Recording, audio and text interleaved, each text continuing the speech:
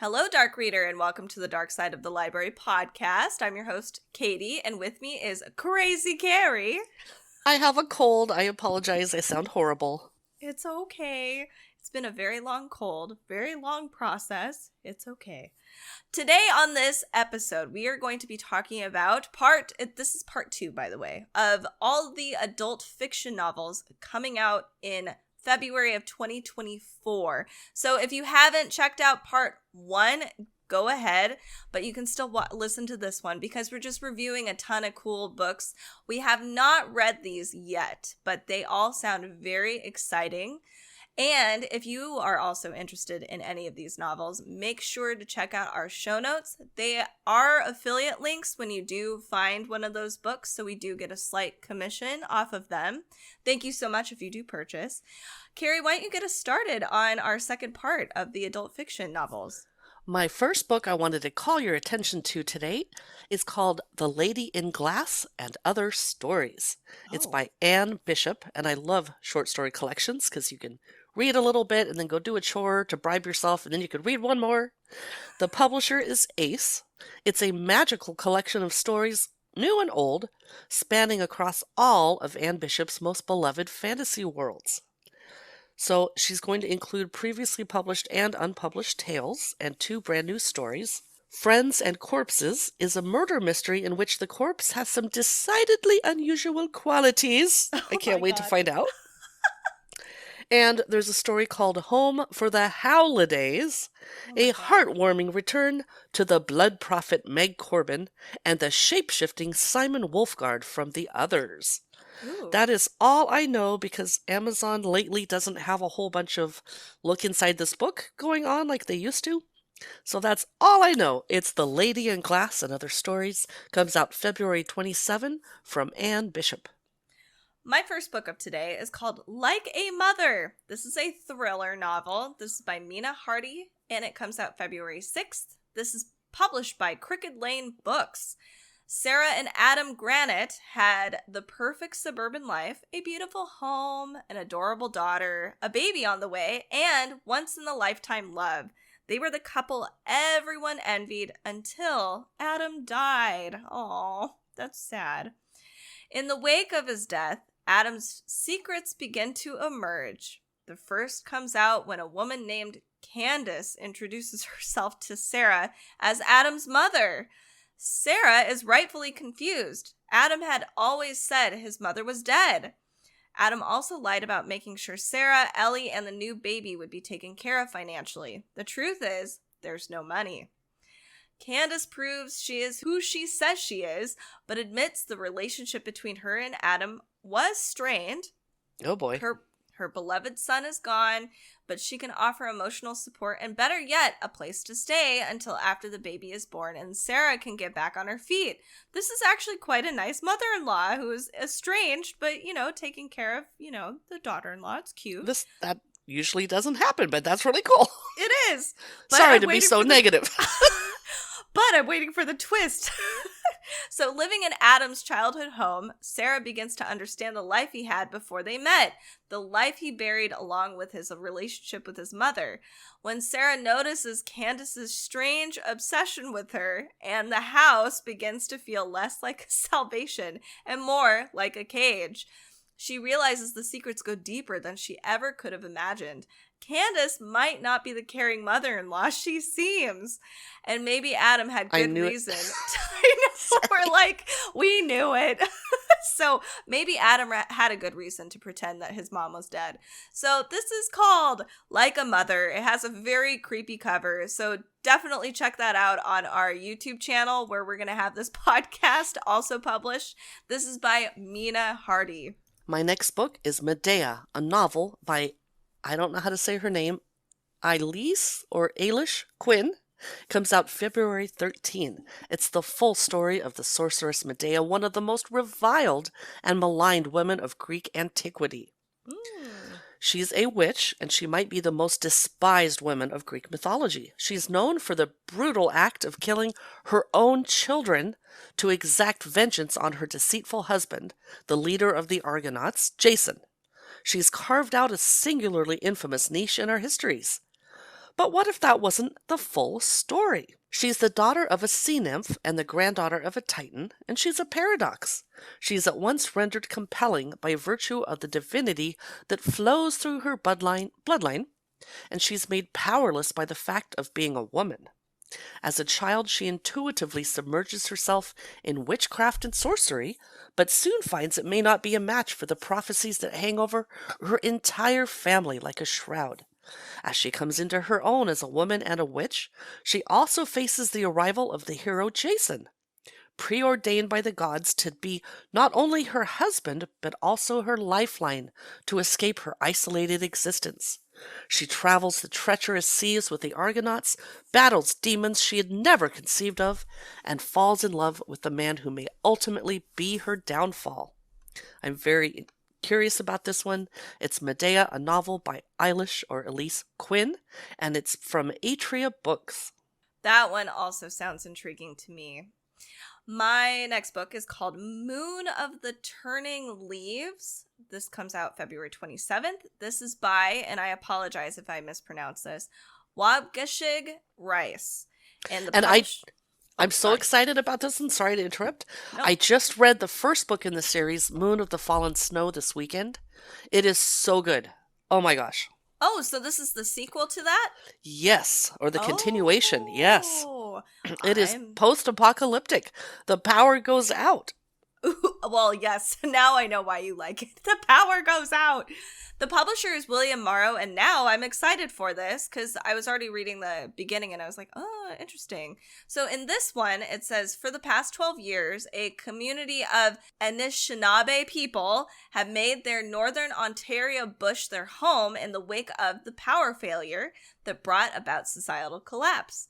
Since then, they have survived and thrived the way their ancestors once did, but their natural food resources are dwindling and the time has come to find a new home.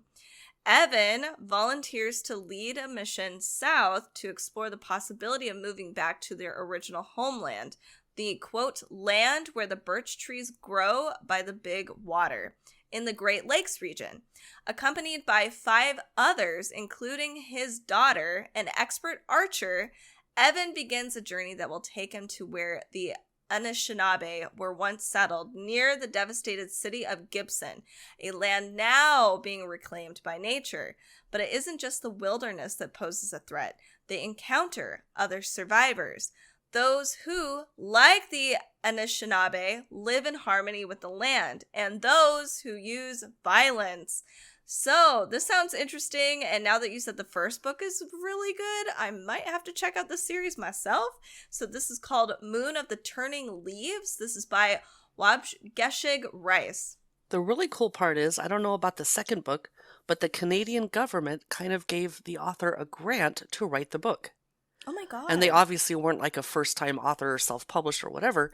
They had already seen their other writings, and they paid the money to sit home and write the book to make sure that artists are, able to function in Canadian society. I love that. That is really cool. And probably to get some more diverse voices, too. Absolutely. My next book is My Name Was Eden. It's a novel by Eleanor Barker White. It comes out February 27. The publisher is William Morrow. It's an edge-of-your-seat psychological debut. A mother has experience with vanishing twin syndrome, and it triggers disturbing changes in her teenage daughter. Whoa. So one twin vanished, the other twin remained. When her daughter Eden came home from the hospital, Lucy was profoundly relieved. Eden had survived a drowning incident and had no apparent brain damage, no serious injuries, and not even a scratch on her. Lucy fervently welcomed having a second chance at being the good mother she should have been before her teenager's accident, until Eden tells her that Eden isn't her name. Until she starts calling herself Eli, the name that Lucy had reserved for Eden's unborn twin. Oh, wow. Oh, don't worry, says the doctor. Eden is completely fine, says her husband. Of course I'm fine, Eden says, with that strange new smile of hers. I didn't die, I'm here. But Lucy knows something's very wrong with Eden. She's not her maddening, complicated teenage girl anymore.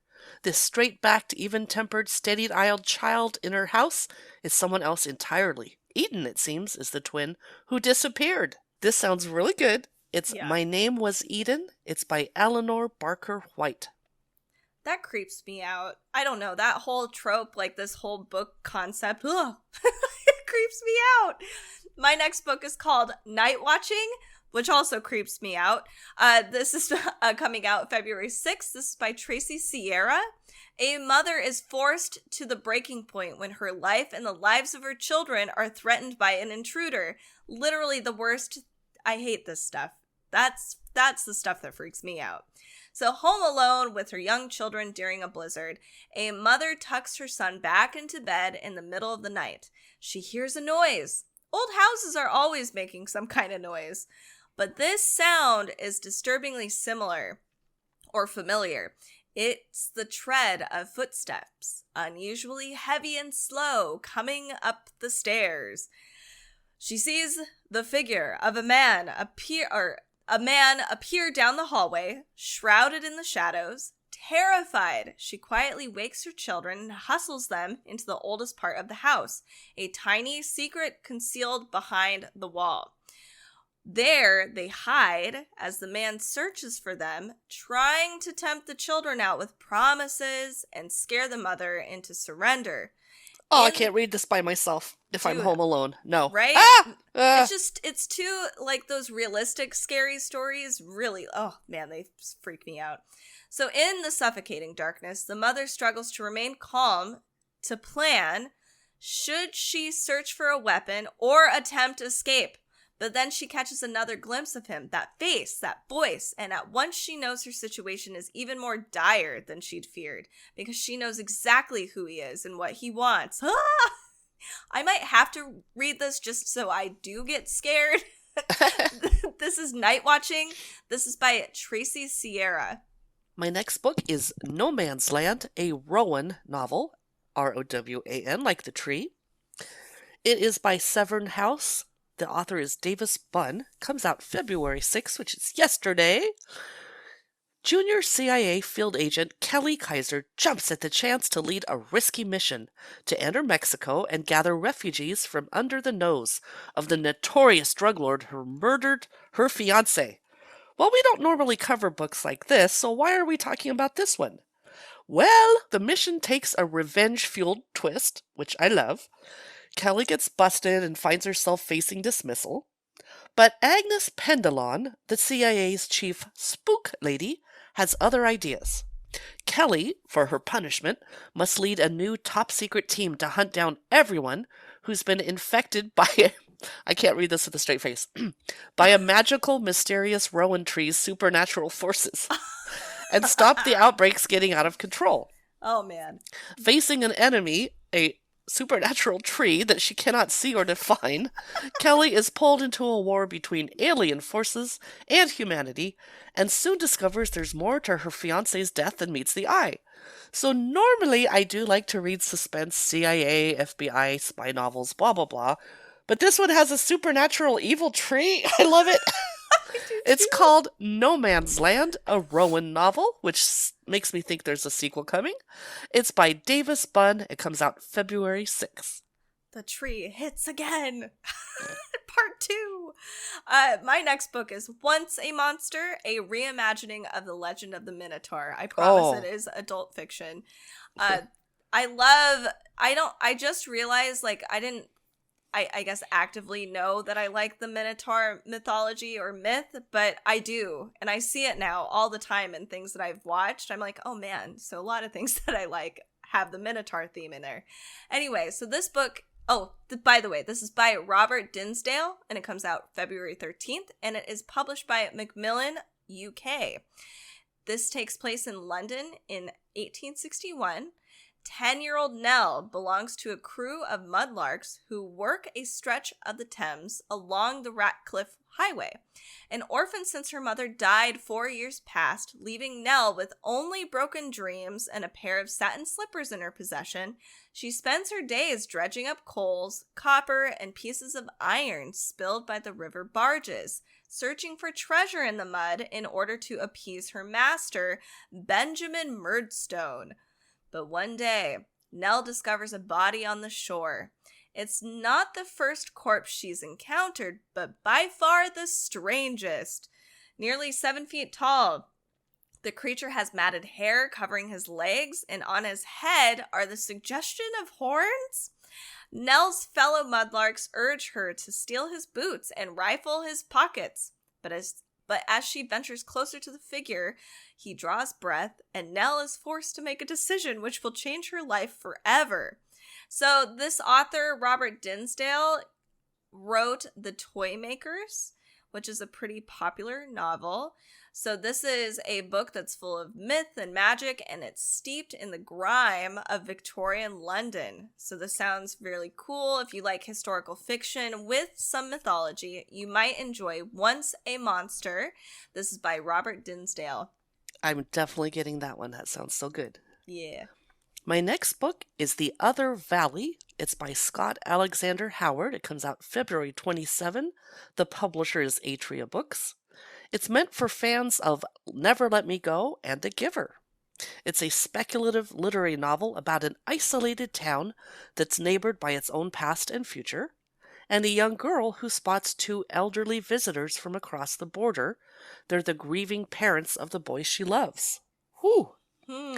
So 16-year-old Odile, I'm going to say Odile, is an awkward, quiet girl vying for a coveted seat on the council. If she earns the position, she'll decide who may cross her town's heavily guarded borders. On the other side, it's the same valley, the same town. Except to the east, the town is 20 years ahead in time. To the west, it's 20 years behind. Oh, the towns repeat in an endless sequence across the wilderness. When Odile recognizes two visitors she wasn't supposed to see, she realizes that the parents of her friend Edme have been escorted across the border from the future, on a morning tour to view their son while he's still alive in Odile's present. Edme, who's brilliant, funny, and the only person to truly see Odile, is about to die. Sworn to secrecy in order to preserve the timeline, Odile now becomes the council's top candidate. Yet she finds herself drawing closer to the doomed boy, imperiling her entire future. This sounds like a total downer, but I'm so curious. Yeah. It's The Other Valley, a novel by Scott Alexander Howard. I don't think I've heard... I mean, that novel has a lot of really unique stuff in there. That's cool. My next book is called Past Crimes. This is by Jason Pinter, and it comes out February 6th. The publisher is Severn House. This is a satirical, speculative thriller set in a future world in which virtual reality isn't just a game. It's all the time. It's your whole life. Welcome to Earth Plus. The year is 2037. That's not even that far away. Nearly all human interactions have migrated to the virtual world. Now, true crime fans don't just listen to podcasts or watch documentaries. They participate in hyper-realistic simulations and hunt for clues to solve the most famous and gruesome crimes in history. Criminal entertainment is a multi-billion-dollar industry, and at the forefront is Past Crimes, known by its millions of fans as the Disneyland of death. Oh my god, I kind of love this already. Cassie West licenses crime for Vice, an acronym, VICE, spending long hours convincing grieving families to allow her to sell their tragedies to the highest bidder. Oh, geez. Life is hard. Ambulance chaser. I know, it's horrible. So life is hard, and the cost of living is high, but she and her husband Harris have never been happier. After years of trying, Cassie is finally pregnant. But leaving work late one evening, Cassie starts to worry. Harris isn't responding to texts or calls. Even worse, dozens of emergency drones seem to be heading in the same direction as she is, straight to their house. When she finds they're there, changes everything. Soon, Cassie finds herself in a fight for survival, becoming a target in both the real and virtual worlds. But it's not just her own life at stake. If Cassie can't uncover the truth of what happened to her husband, thousands more may die. Oh boy. So this is called Past Crimes. This is by Jason Pinter. My next book is called Plastic. It's a novel by Scott Guild. It comes out February 13. The publisher is Pantheon. So Erin is a plastic girl living in a plastic world, just like Barbie. Every day, she eats a breakfast of boiled chicken, then conveys her articulated body to Tablet Town, where she sells other figurines' smart bodies, wearable tech that allows full physical immersion in a virtual world, a refuge from real life's brutal wars, oppressive governmental monitoring, and omnipresent eco-terrorist insurgency. If you cut Erin, she will not bleed, but she and her fellow figurines can still be cracked or blown apart by gunfire or bombs, or crumble away from nuclear fallout. Erin, who's lost her father, sister, and the love of her life, certainly knows plenty about death. An attack at her place of work brings Erin another too intimate experience, but it also brings her Jacob, a blind figurine who she comforts in the aftermath, and with whom she feels an almost instant connection. For the first time in years, Erin begins to experience hope. Hope that until now she's only gleaned from watching her favorite TV show, the surrealist retro sitcom called Nuclear Family, exploring the wild wonders of the virtual reality landscape together. It seems that possibly, slowly, Erin and Jacob may have a chance at healing from their trauma. But secrets from Erin's family's past begin to invade her carefully constructed reality, and cracks in the facade she's constructed around her life threaten to reveal everything vulnerable belief. So this is described as a crypto-comedic dystopian fantasy, but also a deadly serious dissection of our own farcical pre-apocalypse. Oh my goodness. Whoa! There's a lot going on. I'm very curious. It's Plastic, a novel by Scott Guild. Whew. Yeah. My next book is Projections by S.C. Porter. This is her first adult debut novel. She usually writes YA books. This comes out February 13th, and it's published by Tor. Love may last a lifetime, but in this dark historical fantasy, the bitterness of rejection endures for centuries. As a young woman seeks vengeance on the obsessed sorcerer who murdered her because he could not have her, her murderer sends projections of himself out into the world to seek out and seduce women who will return the love she denied. Ew. Or suffer mortal consequence. I know! What a jerk. Absolutely. So this is a lush gothic journey across worlds full of strange characters and even stranger magic. And that's it. Apparently this explores misogyny, of course. I mean, with a sorcerer like that. And the soul-corrupting power of unrequited love through an enchanted lens of violence and revenge. So if you are interested in this new adult dark gothic fantasy, check out Projections. This is by S.E. Porter. My next book is called Roxy and Coco. It came out February 1st by Terese, Svoboda. Sisters Roxy and Coco are two glamorous harpies, mythical bird women, attempting to outrun extinction and fix the planet by preventing child abuse one child at a time. When Roxy is suddenly attracted to her human supervisor at a social work agency 100 years too early, Coco is very suspicious. Luring Roxy with his scent, Tim is also on the payroll of a fake conservationist intent on her less-than-legal collection. Coco swoops in to vet Tim, but Interpol is hot on her trail for a series of curious homicides. Oops! Surveillance has a very hard time convincing his boss of what he's monitoring. When the sisters find themselves trapped, Chris, a bipolar skateboarding truant, tries his best to rescue them, but it's Stewie, Coco's colleague, who turns the story inside out.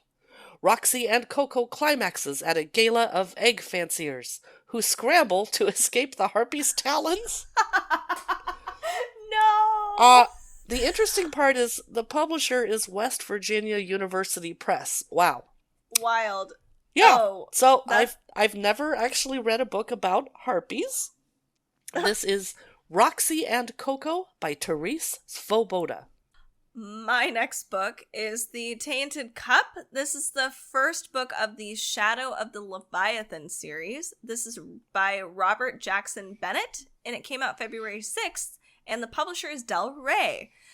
In Dertana's greatest mansion, a high imperial officer lies dead, killed to all appearances, when a tree erupted from his magical body. Oh, I hope it's Right. not a rowan tree with supernatural forces. It's the second book.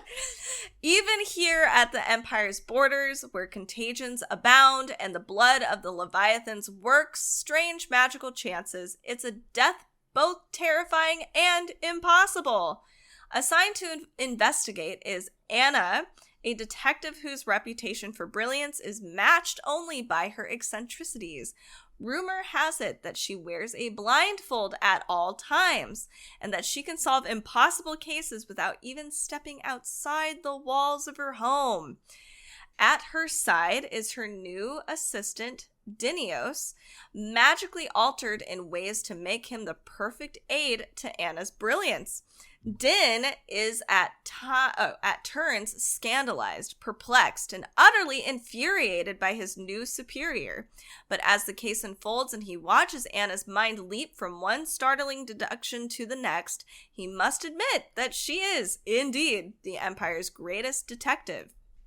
As the two close in on a mastermind and uncover a scheme that threatens the Empire itself, Din realizes he's barely begun to assemble the puzzle that is Anna Dolabra, and wonders how long he'll be able to keep his own secret safe from her piercing intellect. So this has a little bit of humor, a lot of like detective magic. This is really interesting and clever. This is The Tainted Cup. This is by Robert Jackson Bennett. My next book I am seeing all over Bookstagram. It is This Impossible Brightness. It's a novel by Jessica Bryant Klagmann. It comes out February 1st from Lake Union Publishing. A grieving woman takes refuge on a remote island and then develops unlikely connections with the community and the wild. It's a novel of hope and perseverance.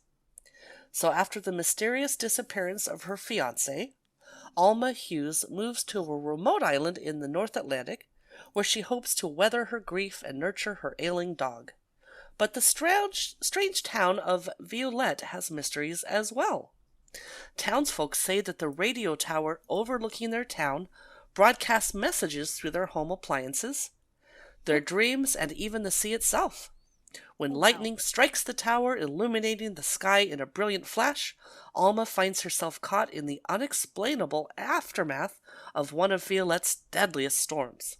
As the sea consumes the island, threatening its very existence, the deaths and lost memories of the recently departed also devastate the community.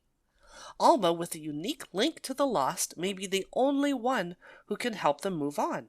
But to do so, she must confront a tragic loss of her own. On this doomed island haunted by echoes of the departed, Alma searches for meaning in her future and dares to discover the power of hope among the living. This sounds like a beautiful downer. It's This Impossible Brightness by Jessica Bryant Klagmann. Next up is Tomorrow's Children. This is by Daniel Polanski, and it comes out February 27th. The publisher is Angry Robot. Tomorrow, the funk descends on Manhattan, a noxious cloud which separates the island from the rest of the world and mutates the population. Oh, it's teenage boys in their shoes. Just kidding. It's true. Ew, I got like a visceral reaction from that. I remember those. Some generations on, the surviving population exists amid the rubble of modernity. Oh my gosh, I can't say that. Wearing our cast-off clothing, worshipping celebrities as dim gods, and using emojis in place or written language.